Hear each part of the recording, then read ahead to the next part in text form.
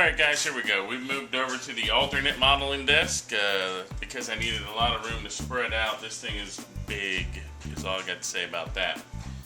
We've got the cockpit primed and ready to be painted, and what we're going to do is work on some of the sub-assemblies because what I decided was that, you know, if I'm going to be painting the interior all the same color, I didn't want to go in stages. I wanted to mix up one batch of paint for consistency throughout.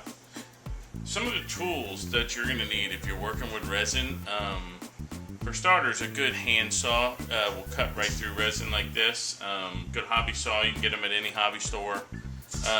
This is very important for cutting off all the mold pieces, and it's a lot better than clipping them because of the fact that you can get a much cleaner straight line, and then you won't have to deal with so much sanding and so much dust. The problem that we're going to have, if you can see this part right here, is got a very serious warp. It goes like that. So what we're going to end up doing, and I may have to call in a friend to give me some help on this, is we're going to take these and place them in some warm water, and we're going to try and bend them back into reasonable shape. Now, where this stuff is going to go on the model, I don't really believe you're going to be able to see it. I think it just goes to buttress the structure.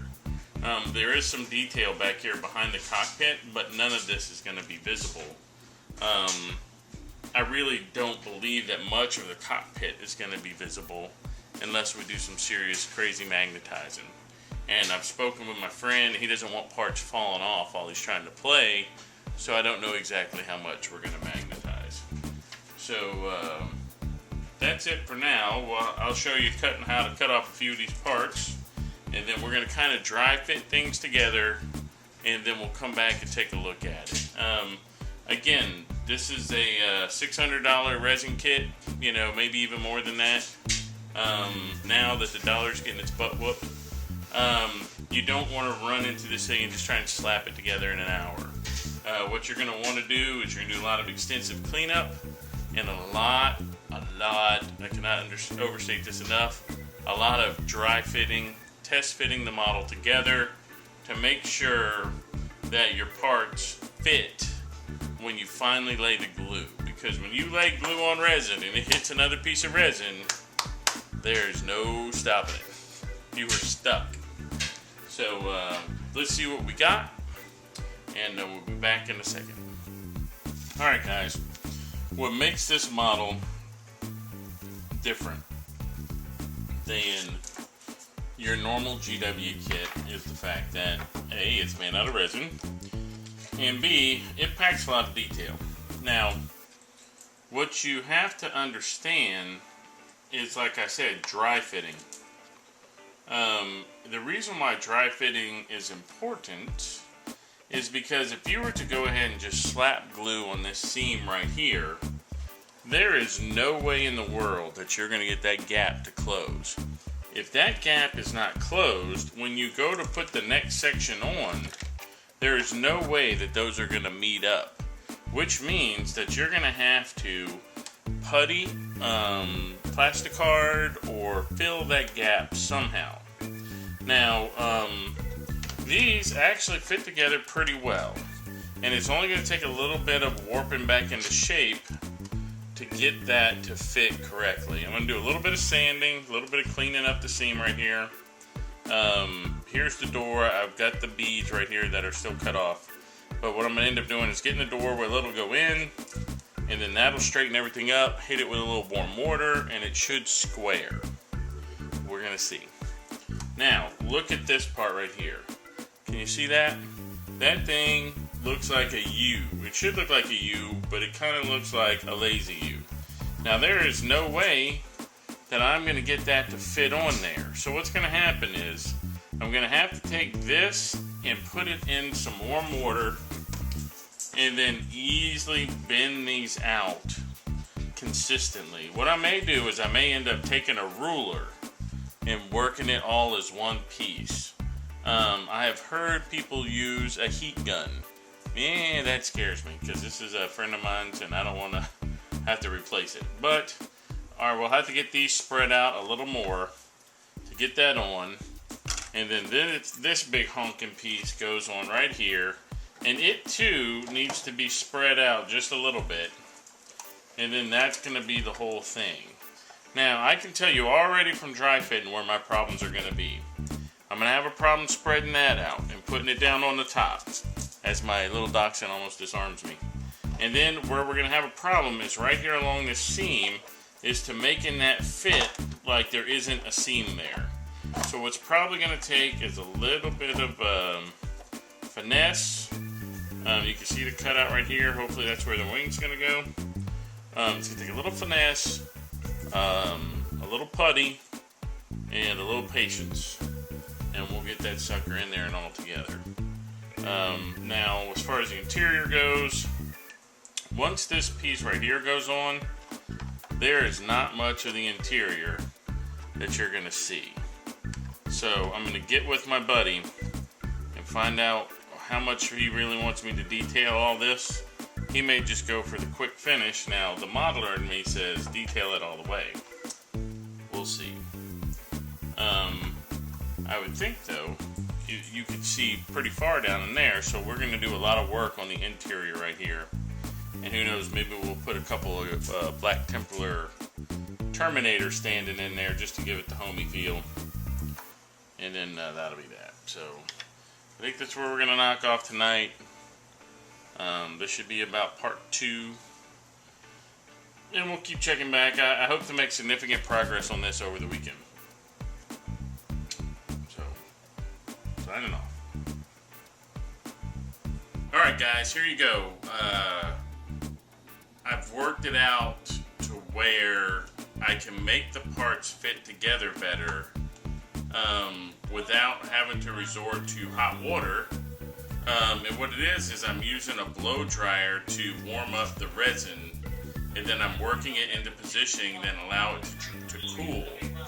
So if you could see, if you remember this part earlier, it was concaved. It's a little bit bowed out in the middle, but we could fix that. But if you remember before, these two things were bent in. And so what I'm going to do is I'm going to show you how I did that with this other piece. But I basically made, if you remember how poorly the front piece fit before, it's now fitting flush where it's supposed to be, and that's going to match right up. And I doubt that I'll even have to use putty to get those seams together. It's going to take just a little bit more work in my sidekick with the hair dryer. So let me show you how we do this. We're going to reposition the camera, and I'll talk from off camera and show you exactly how I did it. Alright, so stand by. Okay, what we're going to do, guys, we're going to use the blow dryer to warm this piece up right here. And we're not going to get it too close or it'll melt. But what we're going to do, we're just going to warm it up, and gently I'll apply outward pressure with my hands, and then I'm going to put it on the rails. And then once it's on the rails, we'll warm it up again on the outside, just a little bit on the sides, and then we'll back off and let it dry. This is a thick old piece of resin, except for right here, so these parts should heat up pretty quick, and that ought to stay pretty solid. So here we go. Go.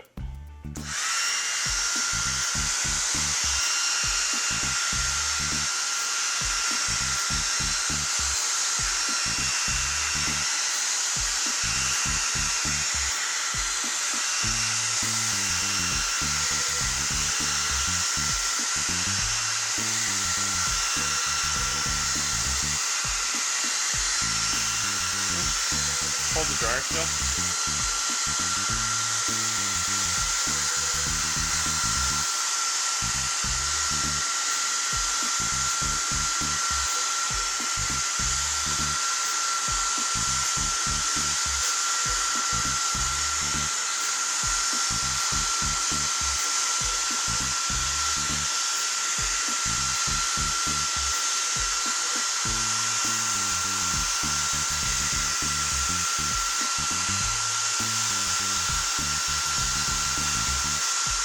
Alright, as it warms up, I can feel that there's actually a little bit more flex in the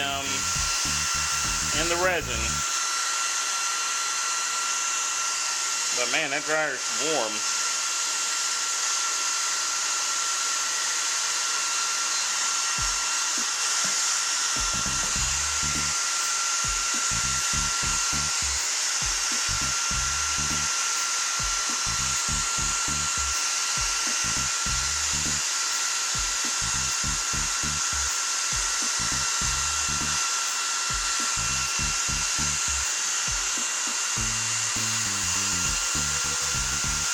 Alright, let's give it a test here.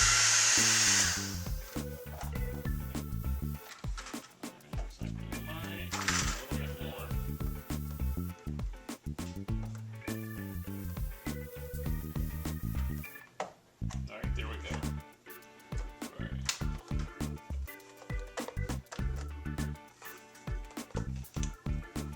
Alright, it's on right there. It's on in the back. Alright, look. There you go, man. That thing is on there. So now what we're going to do is we're going to, it's in the track, it's in the groove where it needs to be, and we need it to stay there. So what we'll do is we'll now take the blow dryer and warm it up from the outside. Do it again.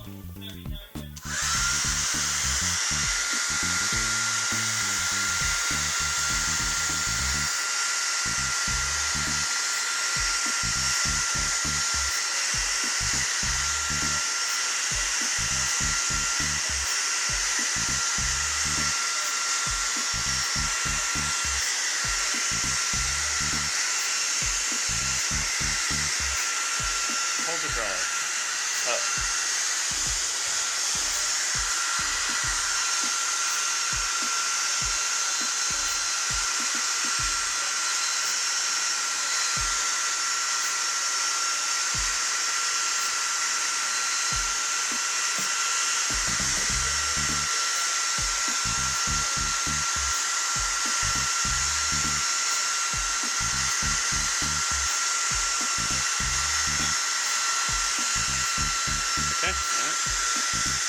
Thank you. Alright, so there it is. We'll be back in a second to take a look at the final fits and the final dry test, or dry fit. So, alright guys, here we go. I wanted to show you another attempt at bending this resin. This is a piece that is to go on top of the cargo bay area. And as you can see, it's pretty warped. It's got a nice little curve in it right there. But what I'm going to do, put it here. This is a nice flat spot. I'm going to put it right here. And I'm going to warm it up with the hair dryer. And then I'm going to take this. It's a sharpening stone. It's got a little weight to it. And then I'm just going to push down on it. Maybe apply a little pressure like this. And then you'll see how quickly it'll stretch out. You let it cool like that, and lo and behold, it's good to go. So here we go. You ready?